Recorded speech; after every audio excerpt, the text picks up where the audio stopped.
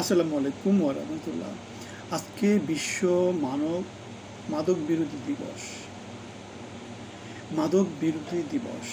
বাংলাদেশের ৮০ লক্ষ মানুষ মাদকে আসক্ত, এরকম একটা রিপোর্ট করেছে প্রথম আলো। ৮৩ লক্ষ বাংলাদেশি মাদকে আসক্ত।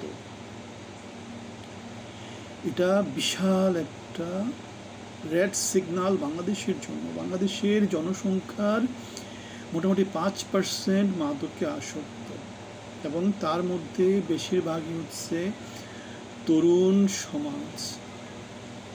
তাহলে তরুণ সমাজকে আমরা কাজ দিতে পারছি না, তাদেরকে আমরা সমাজের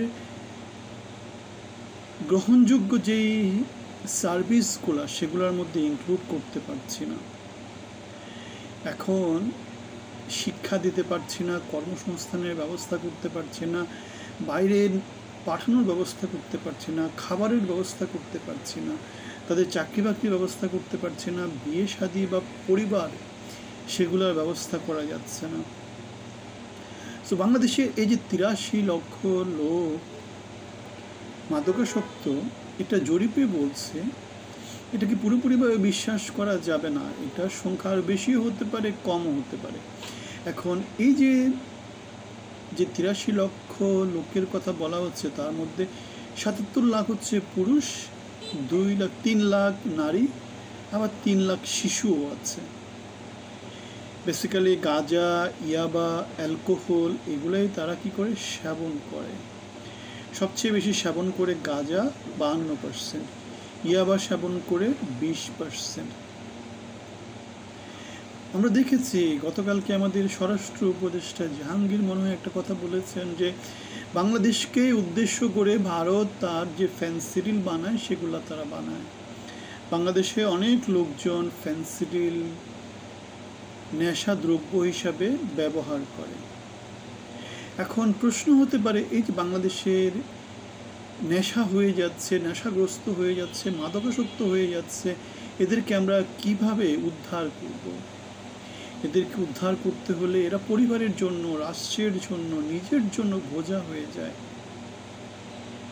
এদেরকে উদ্ধার করতে হলে বাংলাদেশের সরকার ছাড়া কোনো গতি নাই। কেন, সরকারটাই তো মাদকাসক্ত একটা সরকার। তারা অযোগ্য লোকদেরকে দিয়ে সরকার পরিচালনা করছে। কাজের মধ্যে কোনো রকম ডায়নামিজম নাই, কোনো রকমের লং টার্ম উদ্দেশ্য নাই, শর্ট টার্ম কোনো উদ্দেশ্য নাই। উদ্দেশ্যহীন গন্তব্যে তারা বাংলাদেশকে নিয়ে যাচ্ছে। বাংলাদেশের আগে যেটা হতো, মনে হয় জন্ম নিয়ন্ত্রণের একটা ব্যাপার স্যাপার ছিল।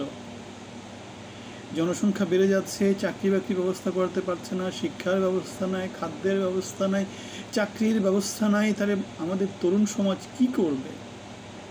নিজেকে নিজে ধ্বংস না করা ছাড়া তাদের কাছে তো আর কিছু করার নাই, তাদের কাছে আর কিছু করার নাই। সুতরাং এই যে বাংলাদেশ যে একটা ব্যর্থ রাষ্ট্র হয়ে যাচ্ছে, এই ব্যর্থ রাষ্ট্র হওয়ার সবচেয়ে বড় দায় হচ্ছে আমাদের উপদেষ্টা পরিষদের, আমাদের প্রধান উপদেষ্টার, আমাদের সরকারের, মাদকদ্রব্য নিয়ন্ত্রণ অধিদপ্তরের, আমাদের শিক্ষা মন্ত্রণালয়ের, আমাদের শ্রম মন্ত্রণালয়, আমাদের যা যা কিছু আছে তাদের। আমাদের তরুণদেরকে আমরা শিক্ষিত করতে পারছি না, তরুণদেরকে আমরা কর্মমুখী কাজে নিয়োজিত করতে পারছি না, তাদের জন্য আমরা বাংলাদেশে শিল্পায়নের ব্যবস্থা করতে পারছি না, তাদের জন্য বাংলাদেশে বিদেশি বিনিয়োগ আনার ব্যবস্থা করতে পারছি না। আমরা নিজেরা লুটপাট করছি। আমরা মন্ত্রণালয়ে বড় বড় চেয়ারে বসে আছি, ছুরু বুড়ো দিয়ে আমরা লুটপাট ব্যস্ত আছি। আমরা গত 10 মাসে বাংলাদেশে বিদেশি বিনিয়োগ কমেছে 70 ভাগ, বাংলাদেশের জিডিপি কমেছে 60 ভাগ, বাংলাদেশের উন্নয়নের কোনো চিহ্ন আমরা গত 11 মাসে দেখতে পাই না।